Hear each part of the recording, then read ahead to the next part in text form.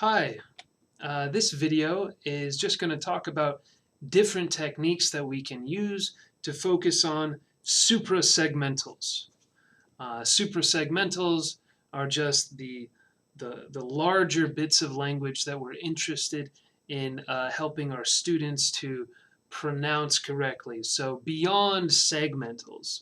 Segmentals, of course, are your vowels and consonants and syllables in English, which are very important, particularly for low-level learners. Certainly Korean learners at the novice low level need a lot of help with tricky consonants and syllables especially, but we know that suprasegmentals are also very important. So what are suprasegmentals?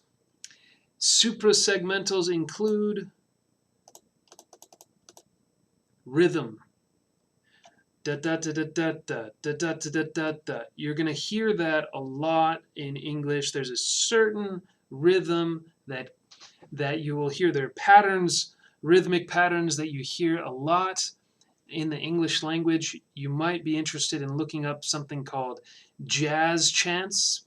And jazz chants is kind of a musical approach to focusing on the rhythm of English. Also, intonation. What is intonation? Well, it includes rising intonation as well as falling intonation. Okay, but those are not the only two kinds of intonation. Of course, we have intonation that rises and then falls. We have intonation, various kinds, right? As a matter of fact, we can ask a yes-no question in two different ways. In one way, you really do have a choice. Let me rephrase that. We can ask one question in two different ways. In one way, it's a yes-no question, and in another way, it's a choice question. So feel free to repeat after me as you're watching the video.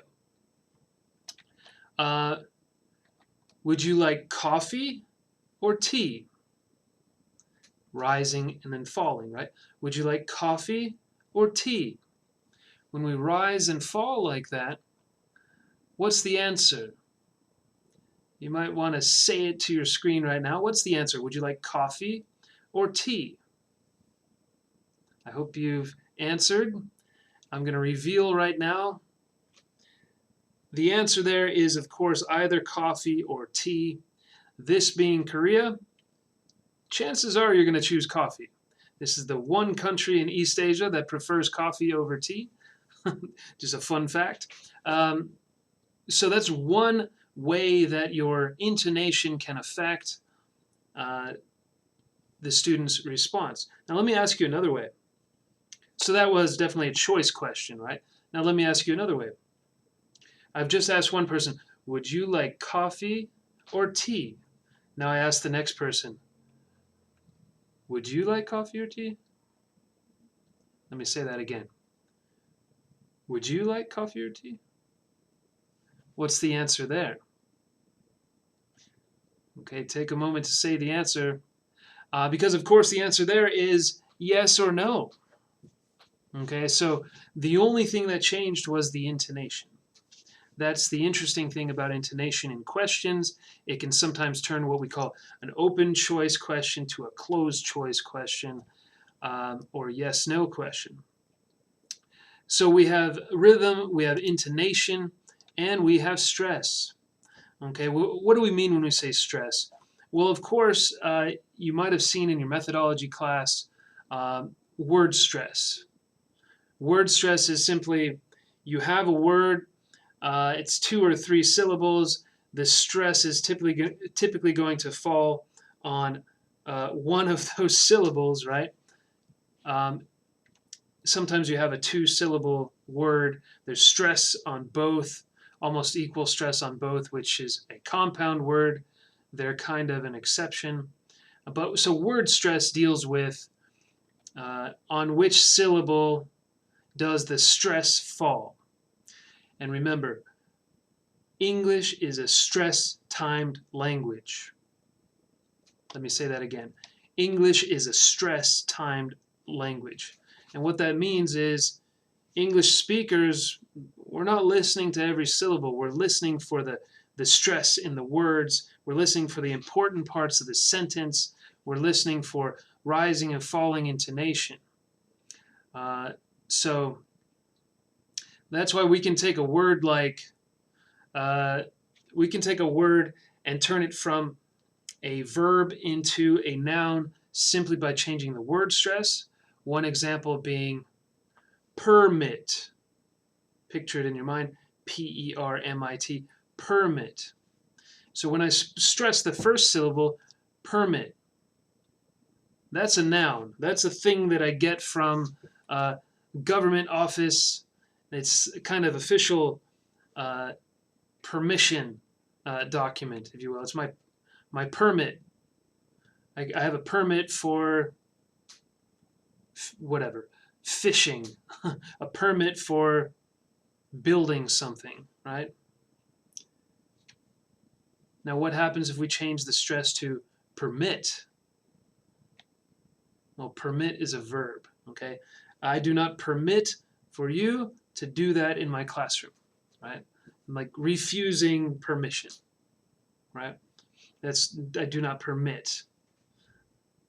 So we can change the stress from one syllable to the other and change a verb into a noun or vice versa. That's word stress. We also have sentence stress, which you're going to see at the end of this presentation with some activities.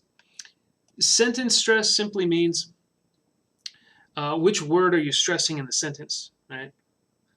Which word is important in the sentence? Where are you putting the focus in the sentence? These are all suprasegmentals, right? So how can we work on these in the classroom? Well, you can do different kinds of chaining, and I'll tell you what that is. It's related to chunking. We can do back chains or front chains. And this is so students can notice unstressed syllables, and gradually we add chunks to the length and give students repetition. Drill those problematic chunks separately. Teacher models, students repeat. So we build in chunks from the front to the back. That's a front chain. Here's, this is kind of spelled out for you, but these are my chunks from this sentence. The sentence is, my name's Dave and I'm an American, okay? So what I could do is take one chunk. I could say, my name's Dave. Students repeat after me. You can repeat as you're watching the video. My name's Dave. My name's Dave. My name's Dave. And I'm an American. And I'm an American. Okay? You can make smaller chunks. You can do a few syllables at a time. You could say, my name's Dave. My name's Dave. And I'm an American. And I'm an American. What is this going to do for students? It's going to show them how these sounds are coming together and certain syllables are reduced naturally. If students can say this, my name's Dave and I'm an American, then they can say, my name's Minsu and I'm a Korean, or whatever. They can personalize. And it's also much better than saying, my name is Minsu, and I am a Korean. So when the stress is on every word, it sounds very unnatural and robotic. Okay, so that's an example of chaining. Back chaining just goes the other way, from the back to the front. So, American, an American, I'm an American. My name is Dave and I'm an American. So you go from the back of the sentence to the front. Okay, and so you can also do rhythm and content, rhythm with content and function words. You might be familiar with this concept, but some words have the content of the sentence, so they're the important words. Those are typically nouns and verbs and adjectives. Then you have other words which are just kind of functional. So prepositions, right? Articles, for example, they tend to be just functional. What they're doing is telling you about specific details or like the relationship between the words in the sentence. So we tend to stress our content words much more than our function words because that's where the information is. It's in the content words. So you can do a drill like this. You can use clapping with it if you like. Mice eat cheese. Why are we clapping? Because these are content words. In this sentence, every word is a content word. But wait, what happens if we do this? Okay, lowercase or function words, so no clapping. And say it very quietly. The mice eat the cheese. So you go out the cheese. Once again, the mice eat the cheese. Okay, it's tricky to do, but once you get the hang of it, again, it's much more natural than saying the mice eat the cheese. We don't stress every word equally. Here we go. The mice, the mice, the mice, the mice will eat the cheese. The mice will eat the cheese. The mice will eat the cheese. The mice eat the cheese. Mice eat cheese. The mice eat the cheese. The mice will eat the cheese. So you see, you can actually time those content words to fall with your clap at the same time, no matter how many function words we add. It's kind of a challenge, but you could do it. Future perfect, why not? The mice will have eaten the cheese. The mice will have eaten the cheese. The mice will have eaten the cheese. Okay? Ooh, future perfect continuous. Let's get crazy. The mice will have been eating the cheese. The mice will have been eating the cheese. The mice will have been eating the cheese. Okay? So that clap is going to fall on your content words. And specifically the stressed part of your content word if we want to get picky. So it's not eaten, right? It's eaten. And it's not eating, it's eaten, quite similar. So you can do that kind of content and function word activity with your students with or without clapping. We have other examples of similar things you could build off of. We have mice eat cheese, men drive cars, kids play games, and so on and so forth. Now this is something that I'm happy to share, which is something that I created myself with a colleague several years ago in Kazakhstan.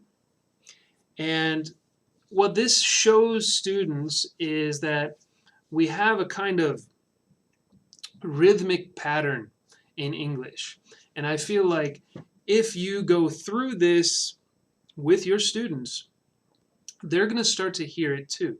This is very much a suprasegmental issue because it's about sentence stress and intonation. So you can do this with a partner, you can do it by yourself. Basically, it's the story of two people at a university. One of them is looking for his laptop. Okay? So this is for two people. And you can do the clapping if you want, or you can do without. We'll start without. Okay. Have you seen my laptop? You left it at college. Why didn't you tell me? I thought it was broken. You thought it was broken? You left it like garbage. I didn't intend to. You walked out the exit. I'm going to kill you. You're not gonna hurt me. How can you say that? I'm going to help you. You'll buy me a new one? I'll locate the old one. You'll go back and get it? I'll do something better. You'll call a detective? I'll go to the campus. You'll make an announcement? I'll open my backpack. You're not very funny. Okay, once again with clapping. Whew. Have you seen my laptop? You left it at college. Why didn't you tell me? I thought it was broken. You thought it was broken? You left it like garbage. I didn't intend to. You walked out the exit. I'm going to kill you. You're not gonna hurt me. How can you say that? I'm going to help you. You'll buy me a new one? I'll locate the old one. You'll go back and get it? I'll do something better. You'll call a detective? I'll go to the campus. You'll make an announcement?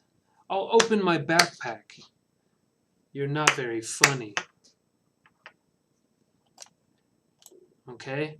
So after you hear this, start watching TV in English. Start listening to radio or podcasts or whatever in English, and I guarantee you're going to start hearing this. Ba ba ba ba ba ba. Ba ba ba ba ba ba. Ba ba ba ba ba ba. Ba ba ba ba ba ba. This rhythm exists because we have a certain pattern of content and function words, and stressed words tend to fall in certain places, and you'll hear it a lot, trust me. And for a comprehension check question, you could ask yourself or ask your students, what happened to his backpack? I'm not going to answer that here, but hopefully you can figure it out. And his laptop, really. Okay, so when we're talking about word stress, remember that's the emphasis that we put on a certain word in the sentence or words. It can change the meaning of the sentence seriously, right? It can change it drastically. So we're looking at this bicycle. We can say the same sentence in different ways, and it has different meaning, right? Looking at that bicycle, I might say, you bought this bicycle for your girlfriend? It's kind of a natural way to say it, right? Or, what if I said, you bought this bicycle for your girlfriend? You bought this bicycle for your girlfriend? What's the meaning there? You bought this bicycle for your girlfriend? Meaning you, not someone else. I thought he bought this bicycle for your girlfriend. Or how about this? You bought this bicycle for your girlfriend? You bought it? What's the implication there? Right. Or did you steal it? Did you steal this? How about you bought this bicycle for your girlfriend? You bought this bicycle for your girlfriend? Emphasis on this. What's the implication? The meaning there is like, oh, I want to be sure it's this bicycle and not another one. Or perhaps I think this bicycle is ugly, and I say, you bought this bicycle for your girlfriend, right? And notice, too, that in this case, this is typically a functional word, right? It's a function word rather than a content word. It's kind of, there's not a lot to it. But when you really want to emphasize this one and not that one, then you can put the stress there, even though it's kind of functional. Same thing with articles, right?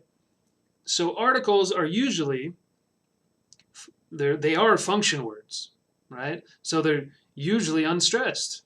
99% of the 99% of the time, they're unstressed. But take this example. You said you bought bicycles for people, right? And then you respond to that. You say, no, no, no. I said I bought a bicycle for a person. So when we emphasize the article in that case, we're emphasizing a singular thing. I didn't say plurals. I said I bought a bicycle for a person, right? Okay, let's go back to our sentence. You bought this bicycle for your girlfriend? I mean, you could say that. What do you think that means? You bought this bicycle?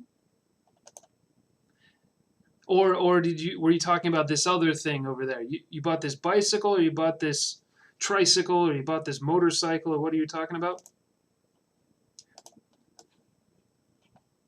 How about this? You bought this bicycle for your girlfriend? Did you say for your girlfriend? Again, a function word, but we can put stress there. What do you think the stress means? You bought it for her, or you bought it from her, right? You can only buy something for someone or from someone. You can't buy something to someone. Those are the only prepositions that work. How about this? You bought this bicycle for your girlfriend? Right? Someone else's girlfriend, his girlfriend, whatever. How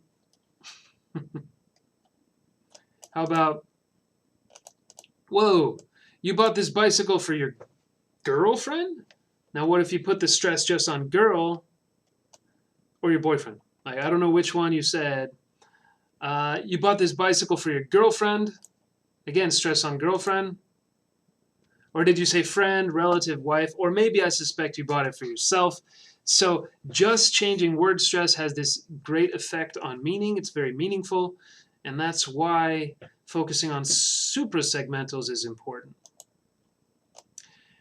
So what you might do for a little practice is say a sentence like this in different ways. Say it like you're angry. I study TESOL on Wednesdays and evenings and all day on Saturday.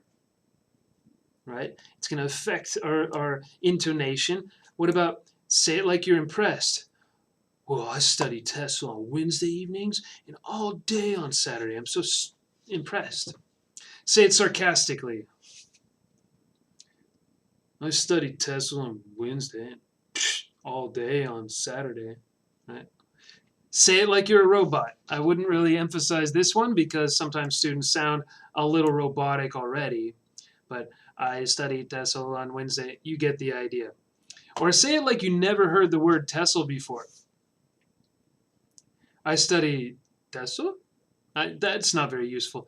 Say it like you're surprised this is new, or etc., etc. So you could say it in a number of different ways.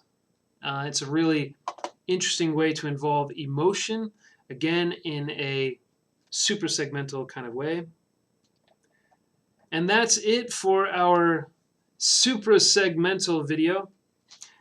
Oh, one more thing I could share. When you are working with suprasegmentals, let's go back to our first slide. There's always something more to share.